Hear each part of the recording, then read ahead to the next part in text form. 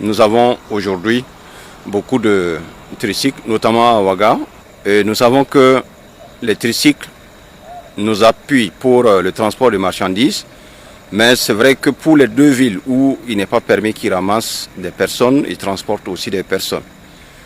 Ils ont, depuis que l'autorisation d'importation des tricycles a été accordée, il y a une réglementation qui leur impose un certain nombre de devoirs. Voilà. Donc par exemple pour les deux villes dont je venais d'évoquer, l'interdiction du transport de personnes. Mais il y a aussi le fait qu'à partir de 19 h, ces véhicules ne doivent plus être en circulation. Voilà. Or, le commun des mortels constate que parfois au-delà de 19 h, sinon assez tard, nous avons des tricycles en circulation avec ou sans phare et transportant non seulement de la marchandise mais des personnes. Et donc c'est tout ça que nous avons pensé qu'à un certain moment il fallait mettre un peu d'ordre. Voilà, pour notre objectif, c'est fluidifier la circulation dans les différentes villes. Et donc il s'agissait pour nous de sortir et de faire cette opération pour retirer ces véhicules-là de la circulation après 19 h. Voilà. Et nous avons commencé hier et aujourd'hui c'est la deuxième opération que nous sommes en train de vivre.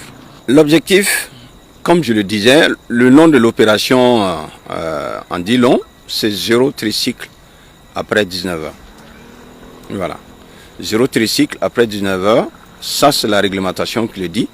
Mais il y a aussi les autres documents qu'un tricycle devrait pouvoir avoir sur lui quand il est en circulation.